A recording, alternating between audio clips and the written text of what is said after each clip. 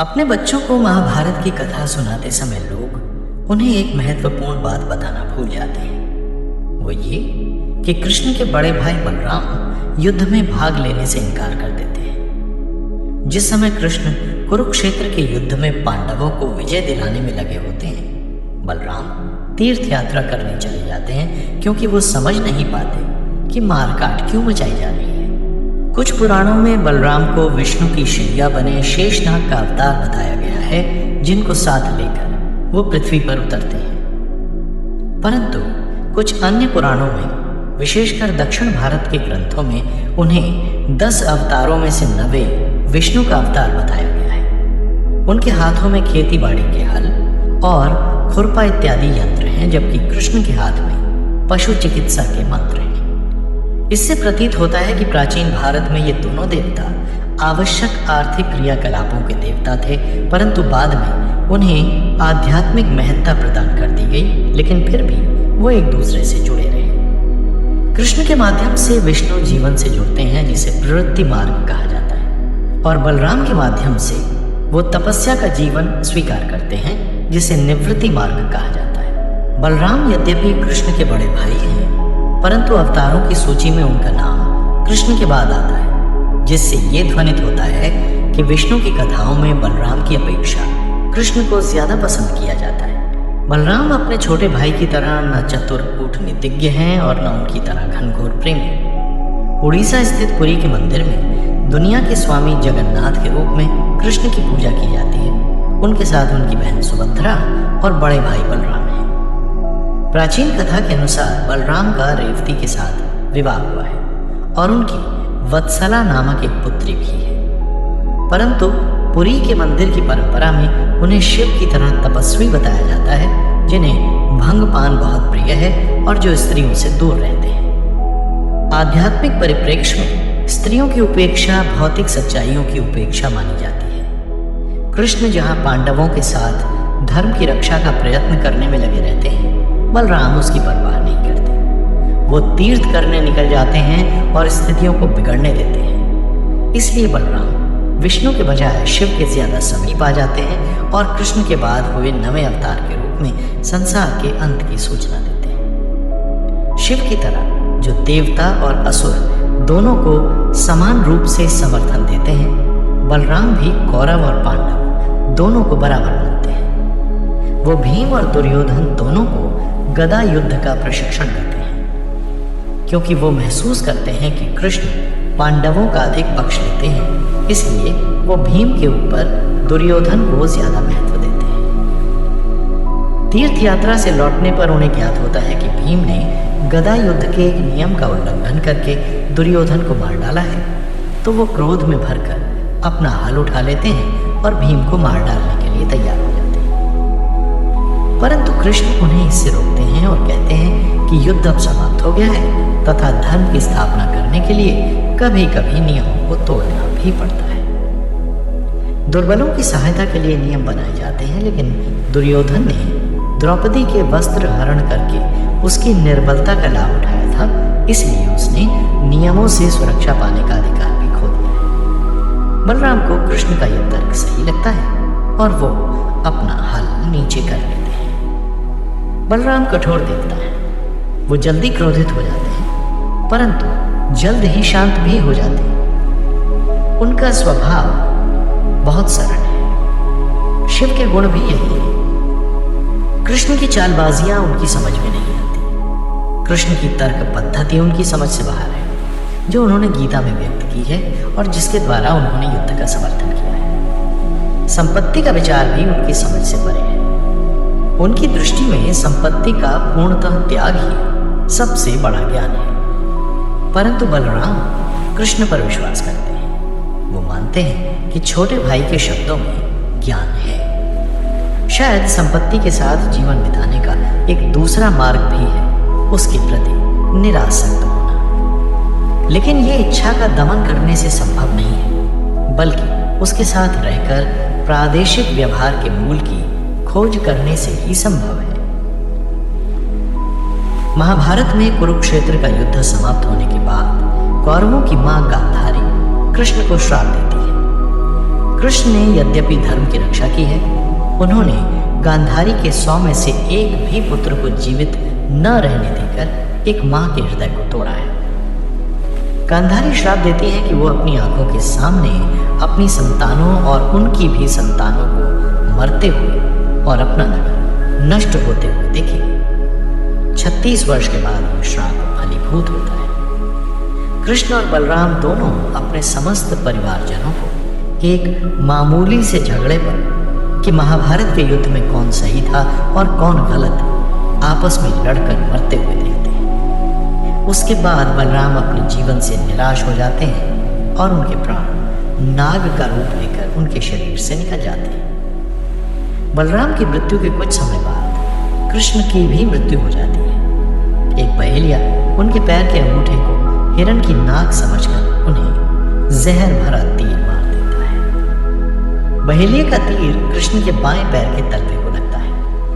अपनी बांसुरी बजाती मूर्तियों में कृष्ण सामान्यतः अपने बाएं पैर पर खड़े होते हैं और उनका दायां पैर घूमकर उसमें फंसा होता है। ये शिव के खड़े होने के विपरीत है।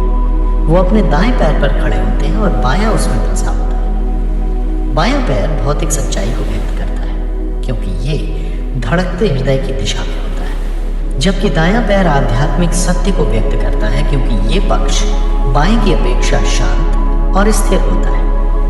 कृष्ण बाएं पैर पर जमकर खड़े होते हैं, परंतु उनका दायां पैर भी धरती पर टिका होता है, जिसका अर्थ है कि भौतिक सत्य आध्यात्मिक सत्य को भी स्वीकार कर रहा है। शिव इसके विपरीत दाएं पैर पर ही सारा शरीर टिकाए खड़े होते हैं, यानी उनका पूरा बल आध्यात्मिक सत्य को ही प्राप्त है और उन्हें एक पाद शिव कहा जाता है। मृत्यु के समय कृष्ण ने उल्टा काम किया। उन्होंने अपना बायां पैर दाएं पर घुमाकर रखा, जिससे उनका बायां तलवा दिखाई देने लगा। दूसरे शब्दों में कहें तो पृथ्वी पर जब कृष्ण का समय समाप्त होने लगा, विष्णु ने बाएं पैर से व्यक्त होने वाले प्रवृत्ति मार्ग का त्याग कर दिया और दाएं पैर से व्यक्त होने वाले निवृत्ति मार्ग को स्वीकार कर लिया। उनके संसार को स्वीकार करने वाले इससे पहले के अवतार अब क्षीण हो रहे थे, क्योंकि द्वापर युग समाप्त हो रहा था और चौथा युग कलियुग आरंभ हो गया था।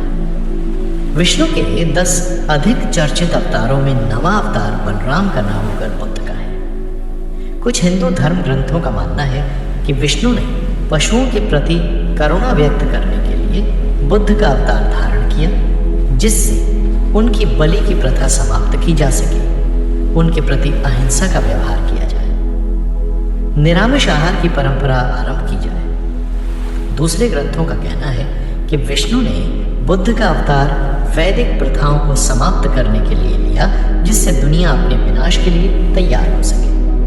बौद्ध मतावलंबी इन दोनों में से किसी भी बात को स्वीकार नहीं करते। उनके अनुसार चतुर हिंदू उन्हें भी अपनी ही परंपरा में शामिल करने के उद्देश्य से ऐसा कहते हैं। ऐतिहासिक दृष्टि से यह मानना होगा कि विष्णु के बुद्ध अवतार की धारणा राजनीतिक उद्देश्य से की गई, यद्यपि दार्शनिक दृष्टि से बुद्ध अवतार सृष्टि की समाप्ति का ही सूचक है। ऋग्वेद में कहा गया है कि कामना सृष्टि की उत्पत्ति का कारण है, क्योंकि नारायण रूपी आध्यात्मिक शक्ति ने स्वयं को जानना चाहा, इसलिए ब्रह्मा विष्णु के कमल से उत्पन्न हुए और ब्रह्मांड विकसित हुआ। इस प्रकार काम अर्थात इच्छा एक जीवमान देवता है, परंतु बौद्ध चिंतन में काम को मार की संज्ञा दी गई है और इच्छा को दानव माना गया है।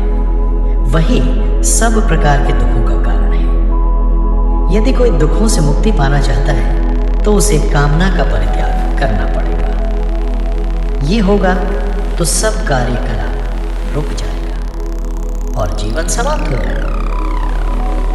ये तपस्वी का मार्ग है, निवृत्ति मार्ग है, जो बौद्धों के निर्वाण की ओर ले जाता है। जब दीपक की लौ बुझ जाती है, और ये विचार हिंदुओं की मोक्ष धारणा के समीप है, जिसमें जीवन के चक्र से मुक्ति प्राप्त हो जाती है। जब इच्छा समाप्त हो जाएगी, नारायण भी नहीं जागेंगे और शिव भी प्रकृति के सौंदर्य को देखने के लिए अपनी आंखें नहीं खोलेंगे। देवी को स्वीकार नहीं किया जाएगा।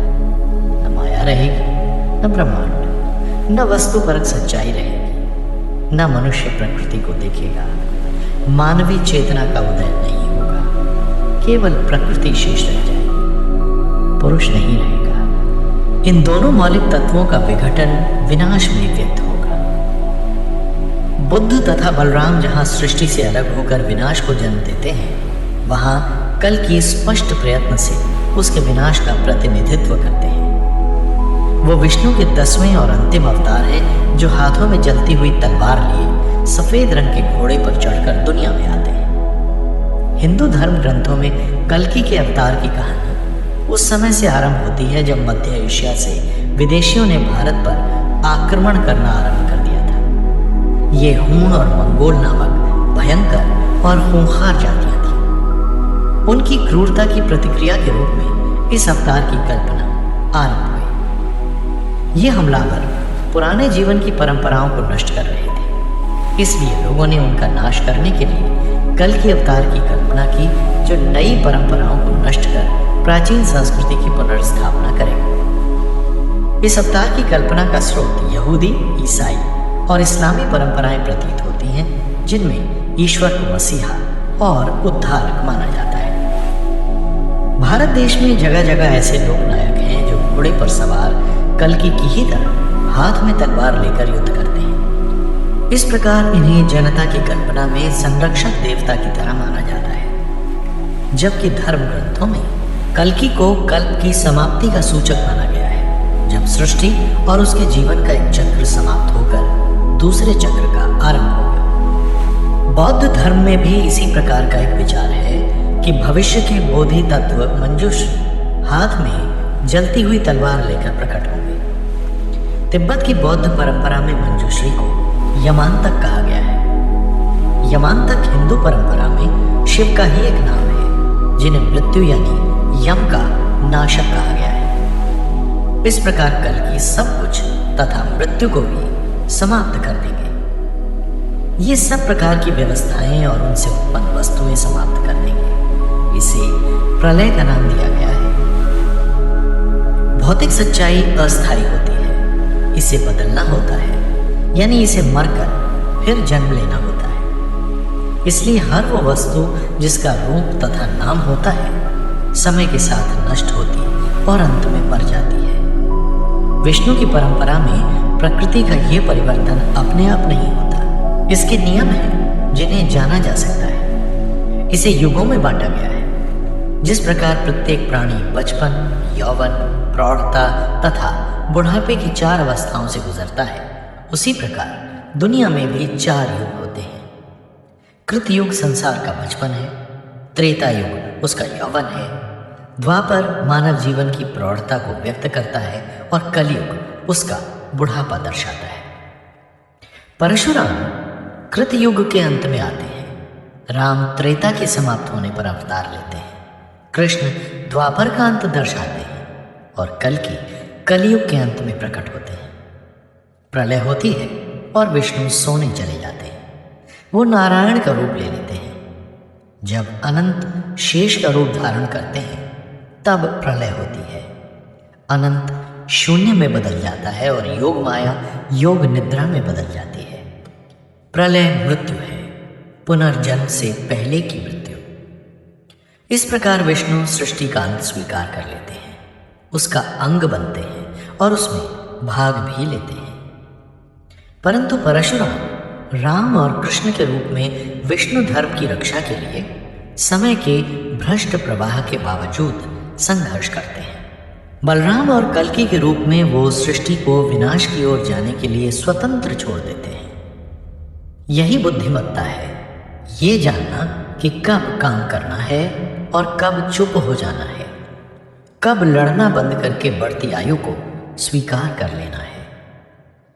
ये विचार कि प्रत्येक वस्तु का अंत होता है, भारत के 3 प्राचीन ग्रंथों रामायण, महाभारत और भागवत में विशेष रूप से व्यक्त किया गया है।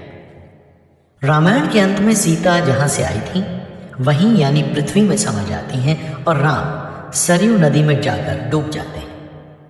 महाभारत में पांडव अपने साम्राज्य का परित्याग करके पर्वतों की यात्रा करते हैं और स्वर्ग की तलाश करते हुए वहीं मृत्यु को प्राप्त होते हैं। भागवत में कृष्ण ग्वालों के गांव वृंदावन से निकलकर मथुरा की राह लेते हैं। वो रथ पर सवार होकर ये यात्रा करते हैं जिसके वाहक का नाम अक्रूर है, जो क्रूर नहीं है। गोपियां कृष्ण को रुकने के लिए कहती हैं, परंतु वो अपने माता पिता, घर परिवार, मित्रों और प्रेमियों को छोड़कर जीवन के अगले पड़ाव पर पहुंचने के लिए चल पड़ते हैं। उनका रथ वाहक क्रूर नहीं है। ये नाम इस तथ्य को रेखांकित करता है कि समय के प्रवाह को अस्वीकार नहीं करना चाहिए। यशोदा की भांति जिन्होंने कृष्ण को पाल पोस कर बड़ा किया, परंतु उन्हें छोड़कर मथुरा जाने से नहीं रोका, हमें भी समय के परिवर्तन का स्वागत करना चाहिए। देखा जाए तो अक्रूर यम ही है, मृत्यु का देवता, जिसे पुराणों में भावहीन बताया गया है। यम हम सब में भय उत्पन्न करता है, परंतु वो स्वयं ये कार्य नहीं करता क्योंकि उसमें तो भावनाएं ही नहीं है। वो केवल अपना कर्तव्य पूरा करता है जो भौतिक सच्चाई को आध्यात्मिक सच्चाई से अलग करता है। माँ के गर्भ में मनुष्य जीवन की जो यात्रा आरंभ होती है वो यम के आगमन पर समाप्त हो जाती है। माता के गर्भ में कामदेव की कृपा से आध्यात्मिक सच्चाई भौतिक सच्चाई से चारों ओर से घिरी होती है, परंतु समय आता है जब भौतिक सच्चाई का ये आवरण आध्यात्मिक सच्चाई से अलग होकर उसे मुक्त कर देता है। काम और यम दोनों विष्णु के रूप हैं जो अपना अपना कर्तव्य कर रहे हैं और जन्म तथा मृत्यु का चक्र चलाते रहते हैं। काम जीवन को प्रज्वलित करता है, यम मृत्यु को प्रज्वलित करता है। काम निश्चित करता है कि मृत्यु स्थायी नहीं है, यम निश्चित करता है कि जीवन स्थायी नहीं है। काम तथा यम के कहीं कोई मंदिर नहीं प्राप्त होते, लेकिन विष्णु के कुछ मंदिरों में उनकी मूर्तियां जरूर दिखाई देती हैं। कामदेव एक तोते की सवारी करते दिखाई जाते हैं और उनके हाथ में गन्ने का बना धनुष होता है। यम देवता बैल पर चढ़े और हाथ में एक किताब जिसमें लोगों की जिंदगी का हिसाब किताब लिखा होता है या एक डंडा लिए दिखाए जाते हैं। काम इंद्रियों को जगाता है, ब्रह्मा को माया की शक्ति से बांधता है और यम तय करता है कि सब कर्मों का बदला दिया जाए और सारा हिसाब किताब साफ रखा जाए। काम और यम के चिन्ह विष्णु की प्रतिमा पर ही दिखाई देते हैं। उनके 4 हाथों में 4 प्रतीक होते हैं, शंख, चक्र, गदा और पद्म। शंख संबंधन को दर्शाता है, चक्र समय की गति को व्यक्त करता है, गदा अनुशासन की व्यवस्था करती है और पद्म सुख का अमृत है। शंख और पद्म जल के प्रतीक हैं। ये जीवन और प्रेम से संबंधित है, इसलिए काम को दर्शाते हैं। चक्र और गदा अग्नि के प्रतीक हैं। ये प्रकृति की लय तथा संस्कृति के नियमों से संबंधित हैं, इसलिए यम को दर्शाते हैं। काम और यम दोनों मिलकर जीवन को चलाते हैं। काम और यम दोनों मिलकर विष्णु हैं। हिंदू पुराणों में बड़वाग्नि नामक एक अल्प चर्चित चरित्र है। एक घोड़ी जो समुद्र के तल पर खड़ी होकर सांसों से अग्नि छोड़ती है। यह जलीय प्राणी समुद्र जल की भाप बनाता है जो धुंध बनकर आसमान में छा जाती है, और इस प्रकार समुद्र बाढ़ के रूप में धरती पर नहीं फैलता। कहा गया है कि जब प्रलय होगी बड़वाग्नि बनना बंद हो जाएगी, जिससे भीषण बाढ़ उमड़कर सारी पृथ्वी को डुबो लेगी। साथ ही घोड़ी से निकलने वाली आग ज्वालामुखी पर्वतों से निकलने लगेगी। इस प्रकार लावा और जल से सारी सृष्टि समाप्त हो जाएगी। सांसों से आग छोड़ने वाली घोड़े की कहानी बड़ी रोचक है। एक कथा के अनुसार प्रेम के देवता काम ने एक बार शिव के मन में कामना जगाने की कोशिश की। शिव ने अपनी तीसरी आंख खोली, उसमें से अग्नि की ज्वाला निकली और काम देवता जलकर राख हो गया। इसलिए विष्णु ने शिव की तीसरी आंख से अग्नि को बाहर निकाला और उसे घोड़ी बनाकर समुद्र में रख दिया। भारत में ऋग्वेद के युग से घोड़े को बहुत महत्वपूर्ण स्थान प्राप्त है। हालांकि आश्चर्य की बात यह है कि घोड़े भारतीय पशु नहीं हैं। गुजरात और राजस्थान के कुछ भागों को छोड़कर ये इस उपमहाद्वीप में कहीं नहीं पाया जाता। क्योंकि भारत में घोड़ा उत्तर पश्चिम से विदेशी आक्रमणकारियों तथा व्यापारियों के साथ आया, इसलिए घोड़े पर सवार विष्णु के रूप कल्कि के उदय का संबंध उस समय के हमारे योद्धाओं के साथ माना जाना चाहिए। विष्णु केवल घोड़े की सवारी ही नहीं करते, वो स्वयं भी घोड़ा बन जाते हैं। उनका एक रूप जिसमें उनका सिर घोड़े का है और जिसे दक्षिण भारत में विशेष महत्व प्राप्त है, यह ग्रीव कहलाता है। विष्णु के इस रूप का संबंध शिक्षा से है। इस घोड़े के सिर से सरस्वती ज्ञान की देवी प्रकट होती है। वैदिक साहित्य में ऐसी बहुत सी कथाएं हैं जिनमें घोड़े के सिर वाले प्राणियों के मुंह से ज्ञान की बातें कही जाती हैं। उदाहरण के तौर पर सूर्य याज्ञवल्क्य ऋषि को वेद का ज्ञान देने के लिए घोड़े का मुख लेकर प्रकट हुआ। दधीचि ऋषि ने भी अश्विनों के साथ वैदिक ज्ञान बांटने के लिए घोड़े का सिर धारण किया। ये वैदिक ज्ञान क्या है? वैदिक ज्ञान वो साक्षात्कार है कि जीवन में भौतिक सच्चाई के रूप में इंद्रियों के द्वारा जो जाना जाता है वो अंतिम सत्य नहीं है। ये वो ज्ञान है जो मनुष्य को प्रकृति की सीमाओं से मुक्त करता है। ये उससे प्रकृति के बंधन तोड़कर पुरुष की प्राप्ति का मार्ग प्रशस्त करता है। प्रकृति हमें जीवन और कर्मशीलता प्रदान करती है, परंतु अमरता नहीं देती। परंतु पुरुष हमें अमरत्व और गंभीरता प्रदान करता है। ब्रह्मा से ब्रह्म तथा सीमित से अनंत की यात्रा यह ग्रीव का गीत है। जब ब्रह्मा ने जन्म लिया तब उनका प्रथम भाव जिज्ञासा थी कि मैं कौन हूं और यहां क्यों आया हूं। जिज्ञासा से भय उत्पन्न हुआ क्योंकि किसी प्रश्न का उत्तर नहीं मिला। ये भय पशुओं के भय से भिन्न है। पशु अभाव से भयभीत होते हैं, पशु शिकारियों से भयभीत होते हैं, परंतु ये वास्तविक भय है। मनुष्य का भय कल्पना की उपज है। कल्पना से उत्पन्न अभाव, शिकारी और सबसे ज्यादा अपनी योग्यता का अभाव, ये अपने महत्व की भावना संपत्ति से निर्धारित होती है। मेरे पास क्या है का विचार, मैं क्या हूं का नहीं। जैसे जैसे धन संपत्ति बढ़ती है, दूसरों पर अपना प्रभाव बढ़ता है और जानकारियां बढ़ती हैं, उतना ही अपने महत्व का भाव भी बढ़ता चला जाता है।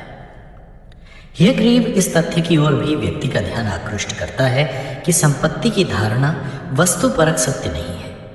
ये हम मनुष्यों का अपना सांस्कृतिक निर्माण है, ये प्राकृतिक रचना नहीं है।